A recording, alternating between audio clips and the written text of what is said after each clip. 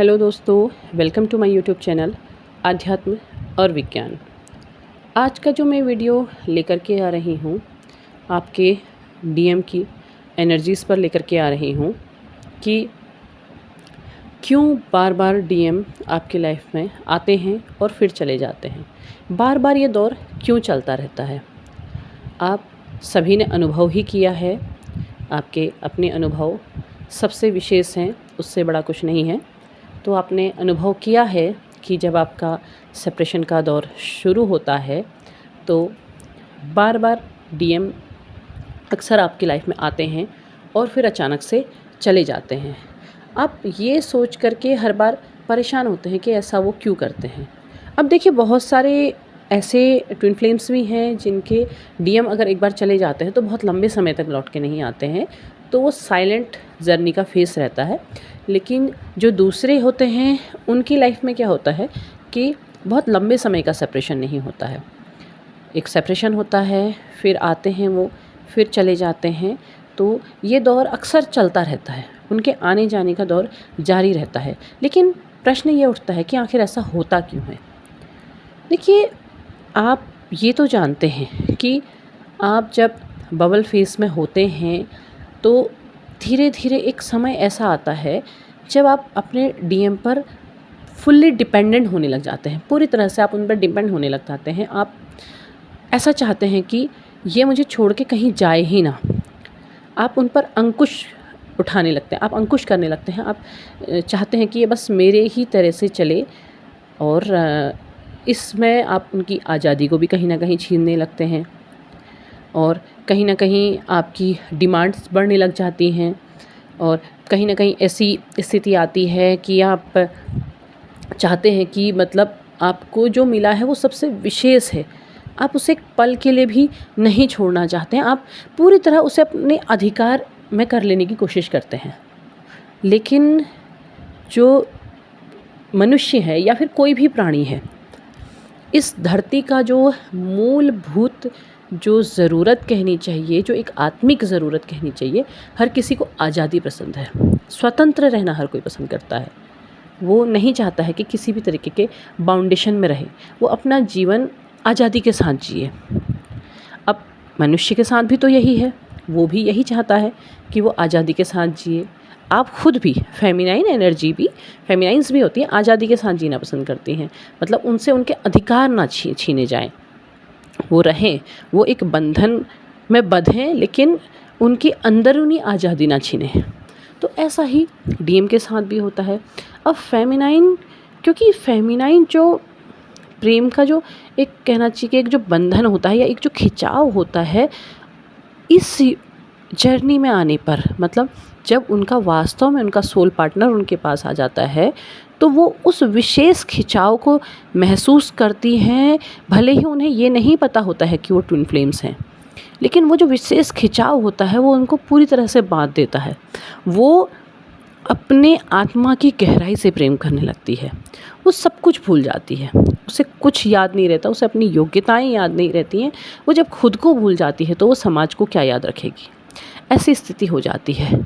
तो उसमें वो बंधन बनाने की कोशिश करती है कि बस वो सिर्फ मेरा होकर रहे, सिर्फ मेरे पास रहे। इस तरीके के और भी कई सारे प्रश्न, बहुत सारे ट्विन फ्लेम्स में हमने देखा है कि झगड़ा भी होता है, वो लड़ भी जाते हैं, और बहुतों में ऐसा नहीं भी होता है। अलग अलग स्थितियाँ रहती हैं, हर किसी के अपनी कर्म के हिसाब से, अपनी यात्रा के हिसाब से। तो ऐसे में जब उनके जो मस्कुलाइंस होते हैं वो देखते हैं कि वो खुद को भूल गई है, खुद कमियों में आ गई है, खुद की सारी विशेषताएं उसने त्याग दी हैं, तो वो रन कर जाते हैं। वो रन कर जाते हैं, उन्हें वो बंधन लगने लगता है, उन्हें उस बंधन से डर लगने लगता है, उस प्रेम से डर जाते हैं। क्योंकि प्रेम का ऐसा खिंचाव उन्होंने भी अपने जीवन में पहले कभी महसूस नहीं किया होता है, भले ही वो उससे पहले किसी रिलेशन में रहे हों या ना रहे हों। वो ऐसे खिंचाव को महसूस नहीं कर पाते हैं, और इस खिंचाव को जब वो देखते हैं अपने सामने तो वो उससे डर जाते हैं और वो रन कर जाते हैं। और फेमिनाइन एक बहुत ज़बरदस्त सेपरेशन में आ जाती हैं, क्योंकि जिसने इतनी गहराई से प्रेम किया होता है और वो अचानक से छोड़ के चले जाए तो वो उस स्थिति के साथ सामंजस्य नहीं बैठा पाती है और बहुत ज़्यादा तकलीफ़ और एंजाइटी में चली जाती है, यहाँ तक कि उसे अपना जीवन ही व्यर्थ लगने लगता है, उसे जीवन जीना ही बेकार लगने लगता है। ऐसी स्थिति हो जाती है। तो ऐसे दौर में जाने के बाद उसे पता चलता है कि वो इस जर्नी में है। अब ये समय ऐसा होता है कि जितना उनका समय बंधा हुआ है, जितने समय में वो अपने ऊपर काम कर रहे हैं और ख़ुद को बैलेंस करने की कोशिश कर रहे हैं, जब तक वो काम कर रहे हैं, जब तक उनका काम पूरा नहीं होता है, तब तक तो वो सेपरेशन में ही रहते हैं। लेकिन जैसे जैसे थोड़ा बैलेंस होने लगते हैं, थोड़ा बैलेंस वो हो रहे होते हैं, तो ऐसे में उनके डीएम का ध्यान उनकी तरफ से फिर से खींचने लगता है। जैसे ही थोड़ा वो बैलेंस हुए हैं, उनका बैलेंस होना या उनका जो जर्नी के पड़ाव हैं वो पूरे नहीं हुए हैं, लेकिन वो थोड़ा सा बैलेंस हो गए हैं, थोड़ा सा अपने आप को संभालने लगे हैं, तो डीएम का ध्यान उनकी तरफ को मुड़ने लगता है और वो अचानक से उनके पास वापस आ जाते हैं। वापस आते हैं तो जो थोड़ा बहुत उन्होंने अपने आप को बैलेंस किया है उतने को वो समझ पाते हैं और उसके बाद वो अचानक से फिर उन्हें वो कमी नज़र आती है या उन्हें वो भय, वो डर फिर से सताने लगता है, तो वो फिर से रन कर जाते हैं, क्योंकि वो एक तो 3D लाइफ में जी रहे हैं। 3D वर्ल्ड में वो मटीरियलिस्टिक चीज़ों में उनका ध्यान ज़्यादा है, तो वो अपने आप को और चीज़ों में बांधना भी नहीं चाहते हैं, वो स्पिरिचुअलिटी को नहीं पहचान पाते हैं। तो भले ही वो स्पिरिचुअल हों, पर एक स्पिरिचुअलिटी होती है जिसमें आप केवल पूजा पाठ कर्मकांड इन पर बिलीव करते हैं, और एक स्पिरिचुअलिटी उससे ऊपर होती है जहाँ की यात्रा फेमिनाइन करती है और बाद में मस्कुलाइन्स को भी करनी पड़ती है। तो वहाँ पर वो उस कंडीशन में नहीं होते हैं, वो इन चीज़ों को नहीं समझ पाते हैं और वो बार बार रन करते हैं। वो आते हैं और वो रन करते हैं। इसमें एक कंडीशन और होती है। एक कंडीशन क्या होती है कि बहुत सारे रिलेशंस ऐसे होते हैं जिनमें कर्मा भी साथ में बंध करके आता है और उस कर्म के भोग को उन्हें खुद से ही प्राप्त करना होता है, तो वो उस ट्विन पार्टनर के जरिए भी उस कर्म के भोग को भोगते हैं। और क्योंकि जो एनर्जी है डीएम को, जो उसकी फेमिनाइन से मिलती है, वो एनर्जी उसे कहीं और से मिल ही नहीं सकती है।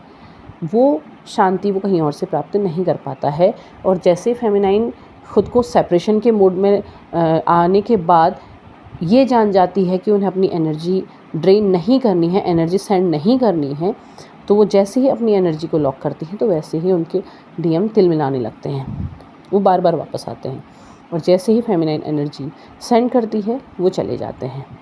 तो इस जर्नी में इस चीज़ का ध्यान रखना इसीलिए ज़रूरी होता है, इसीलिए चीज़ों को लेट गो करना। और क्या कहते हैं, इसके अलावा आपको ये कहा जाता है कि आप डिटैचमेंट की ओर जाइए।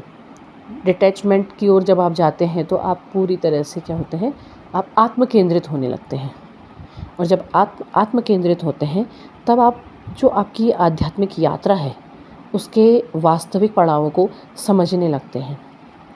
आपके जो मस्कुलाइन्स हैं वो वापस अगर आ भी रहे हैं तो भी आपने उनमें डिपेंड नहीं होना है, तो भी आपने थोड़ा सा डिटैचमेंट को ही रखना है। आप उनके पास जाएं, वो आए हैं तो आप, क्योंकि आपने इतना लंबा इंतज़ार किया है तो आप जाएं ज़रूर, लेकिन आपने खुद को एक बैलेंस बना करके रखना है।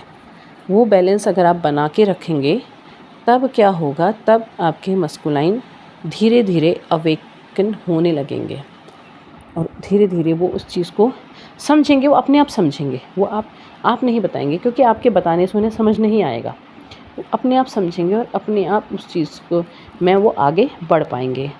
तो इसीलिए जो ये कमियां होती हैं, ये जो चीज़ें होती हैं, जो क्रेविंग होती है, यही चीज़ बार बार आपके मस्कुलाइन को आपके पास आने के बाद फिर से रन करने के लिए उकसा देती हैं, फिर से रन कर जाते हैं, क्योंकि वो आपकी एनर्जी ही उनको दौड़ा रही है। वो एनर्जी का ही खिंचाव है, सोल का जो खिंचाव है वो खिंच भी रहा है और उसका जो प्रभाव है वो उनको भगा भी रहा है। तो दोनों चीज़ें साथ चल रही हैं, क्योंकि अभी आपके यात्रा के चरण पूरे नहीं हुए हैं और वो चरण आपने किसी भी तरह से पूरे करने हैं अपने आप में केंद्रित होके, आत्म केंद्रित होके। मैं ये नहीं कहती हूँ कि आपके डीएम आए तो आप उनके पास ना जाएं, आप जाइए क्योंकि आपने इंतज़ार किया है, लेकिन आप निर्भर मत हो जाइए, उन पर निर्भर मत हो जाइए। आप खुद को संभाल के रखेंगे तो आप अपने जीवन को भी बेहतर तरीके से जी सकेंगे और इस यात्रा को भी बेहतर तरीके से समझ सकेंगे। तो उम्मीद है आपको वीडियो पसंद आया होगा। लाइक शेयर सब्सक्राइब कीजिएगा और कमेंट बॉक्स में अपने विचार ज़रूर साझा कीजिएगा कि आपके साथ किस तरीके से आपकी यात्रा किस तरह से चल रही है। तब तक के लिए धन्यवाद।